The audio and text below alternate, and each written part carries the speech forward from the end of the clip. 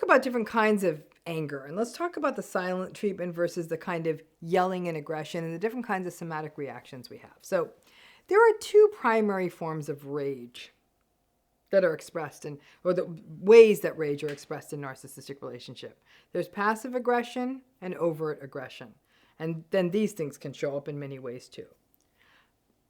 Hold it, put a pin in that. Before we get into these two types, I'm going to take a second and let you know about two in-person events I'm having this fall for survivors. One is in London, England, September 5th and 6th. The other is in North Carolina, November 1 to 3. And then there's also an event for coaches and therapists, and that's on September 7th in London. So go and check the video description, and you can get more details because these are live events, and I do not do these that often. So go check those out. Okay, so let's go back to anger. So much more interesting.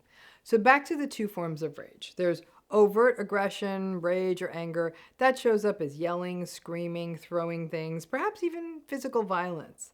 It is unmistakable and it is unsettling. If you, for example, grew up with a narcissistic parent, the overt rage may be something that still affects you. And when you are in the presence of rage and anger as an adult, that encoded and held response in your body can mean that being around angry people, especially ones who yell, doesn't work. Doesn't work for you. The overt aggression can show up in intimate relationships in a wide variety of ways. And over time, just the anticipation of the rage and anger are enough to keep a partner in line, with people walking on eggshells and holding back on doing or saying anything. And overt aggression, or the threat of it, is often a dynamic that's observed in relationships with malignant narcissistic folks. And it's sort of a clear dynamic. It's sort of the central kind of dynamic in coercively controlling relationships.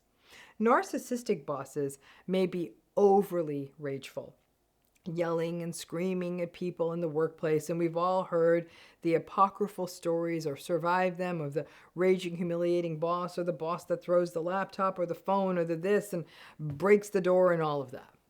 Narcissistic people are often too clever and too concerned with what people think of them to express or show their rage overtly. And instead, we will see that their rage and anger will often show up when we are alone with them. That can mean that you are living in two realities: the abusive one that few see, and the more charming, or at least restrained ones that others see. Overt narcissistic rage and anger are set off in the way that all narcissistic rage is set off, through what we call an ego injury. And that ego injury could be because they were frustrated, because they were disappointed, because someone didn't read their mind, because someone was getting something better than them. So for example, someone else got the promotion they wanted or bought the car that they wanted to get. Even a passing critique can be enough to create an ego injury. So that means that living with a narcissistic person who expresses their rage overtly is like living with things that could blow up at any time, and you never know how badly the explosion's going to be or when it'll go off. And this can result in lifelong hypervigilance, being on edge, and what we call hyperarousal and chronic anxiety that can stay with you for a lifetime. Then there is passive aggression. While the overt aggression and rage are something we are more likely to see in malignant narcissistic folks, and perhaps in some grandiose folks, the passive aggression is the mothership of the vulnerable narcissistic folks. The passive aggression is typically expressed as withdrawing, withholding, one-word answers, talking through other people, things like you're sitting right there, but then they'll say, "Tell your mother that I need the car keys," that kind of thing. There may also be full-on silent treatment, as well as other passive-aggressive barbs thrown in. This could be things like them doing something so sloppily that you either end up doing it yourself and don't ask them to do it again because it was such a mess. They'll pretend that they didn't get a message and then not doing something that you were counting on them to do, thus leaving you in the lurch. Other little digs would be things like, "Oh, I saw that you got the groceries and you actually remembered the coffee this time that I like. Well, there's a surprise." Or they'll procrastinate on things that matter to you. And by procrastinating, that creates a mess and a world of headaches for you. Or they'll complain about a third party, but actually it reflects something you're doing. Like, oh gosh, I can't believe she does that. And yet it's something you do. It's exhausting. It's not scary, but it's exhausting. Passive aggression can be a part of the larger victim complex that characterizes so much of vulnerable narcissism. Anger is a universal experience in these relationships, but these two forms of anger can have very different effects on us. Let's start with the overt aggression. This is the stuff that can wreck your nervous system. The range of effects can be the stuff we see in PTSD, such as hypervigilance, avoidance. You may find yourself living in a chronic state of tension, not sleeping well, even having nightmares.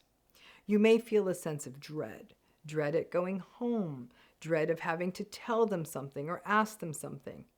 You may find yourself flinching or having hyperarousal symptoms like an accelerated heart rate or shortness of breath when you are around a rager, even if it's not the original narcissistic rager. Now, the passive aggression does something different to us.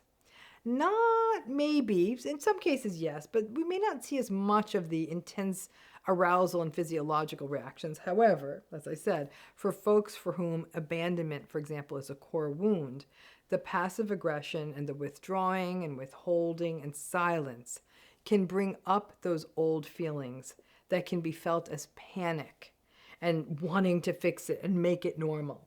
This can be compounded if there are children or other people around, and it is why people get so stuck in relationships with vulnerable narcissistic folks, because you are often just giving in to make the silent and withholding patterns stop. The other reaction here, especially if the abandonment is not so triggering, is that of exhaustion and depletion.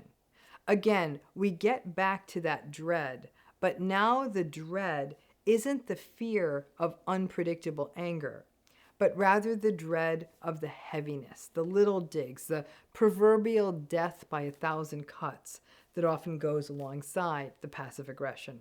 It is exhausting to have to navigate the landmines of having to do things twice because the passive aggressor did them so poorly in the first place, and then plays victim if you point it out. In fact, plays victim if you point anything out. So there is no hope of communication or growth. It's just a horrible spiral of them behaving petulantly, sullenly, and like a spoiled child, and you feeling silenced because you just can't listen to the whole victimized rant again. And then over time, you have to be the only grown-up in the relationship.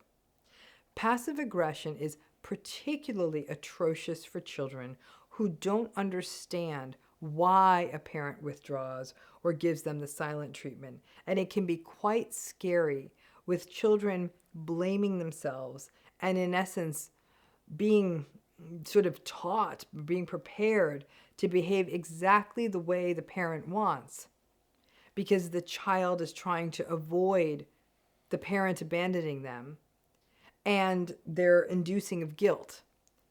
The parent saying things like, well, everyone else has such easy children. Why are you so difficult? One of these, with the passive aggressive versus the overt aggressive, I don't believe that one is easier than the other. And frankly, most narcissistic relationships have both forms of anger housed in them.